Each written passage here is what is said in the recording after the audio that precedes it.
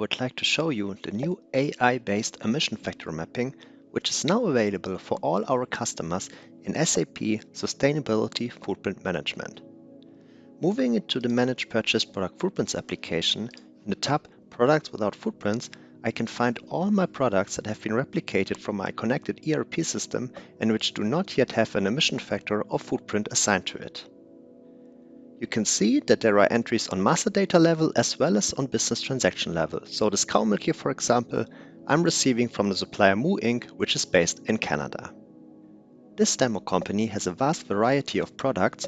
For the demo, let me select some of them. So I take here the metal epoxy adhesive, I take cow milk, let's select those two suppliers here.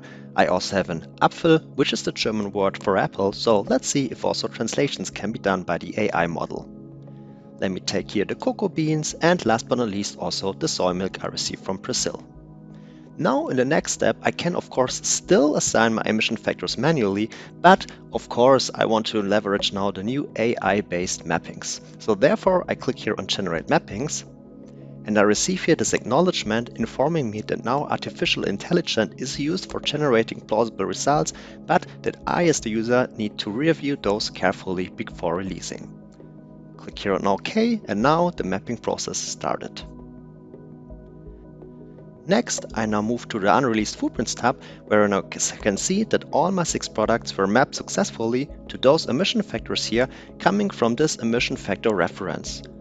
So you can see, let's stay here with the cow milk from Canada, that this was mapped to an LCA dataset coming from a sample provider EcoLCA and representing milk production from cow. And what I can also see here is the similarity score. So this score gives me an indication of how good or bad this mapping suggestion now is. Clicking here on the small info button, I find more information about the business data coming from my ERP as well as the emission data coming from the LCA dataset. So you can see that I have as a name in my ERP data cow milk. The emission data says milk production from cow, so pretty similar. The location also is a perfect match, Canada and Canada. And I can also here compare the different commodity codes that are maintained. I could now also go into the details to see up to 10 more suggestions with the respective similarity score that I found in the LCA dataset.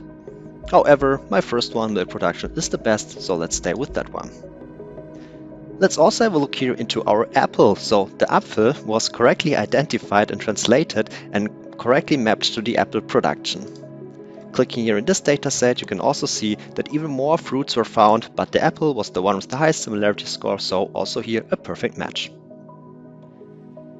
Let's also look into the soy milk. So the soy milk actually wasn't found in the LCA dataset as there is no specific entry for soy milk. However, the semantic search now identified that soy milk is a soybean beverage and therefore a soybean beverage production dataset was mapped. I can now, after having reviewed those carefully, select some of the entries or just do a mass select. And in the next step, I click here on Release. Now I need to provide here a note, so let's say fully reviewed. I click on Release, and now those footprints are moved to the Released Footprints tab and are now available for my footprint calculation.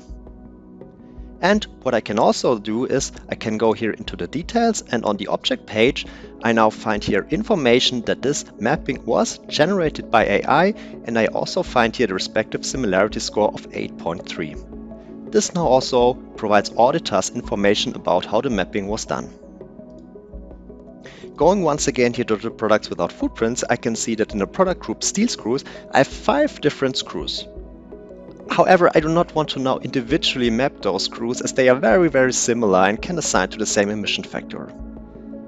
It's now also possible to map on product groups level, so therefore I move here to product groups without footprints, I find here my steel screws and now also do the AI mapping for it. Acknowledge, mapping is in progress, and let's move over to unreleased footprints. Mapping is now done, my steel screws were successfully mapped. Let's look into the details.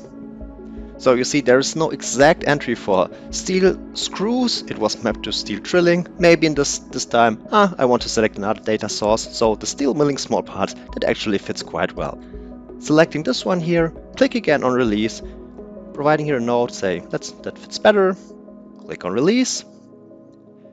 Moving to the Release Footprints tab, and you see that also my steel screw is now mapped to this emission factor reference with the CO2e. One last time, let's move to the products without footprint, and now you see that all my 5 steel screws have now an emission factor reference from the product group assigned to it, which means that every time I now receive one of those steel screws as a fallback, the product group emission factor is leveraged. So now you have seen that we are really improving the lives of our customers significantly with this new feature. We are reducing time and effort of doing this manual mapping of business data and LCA data, and also increasing confidence in this mapping exercise.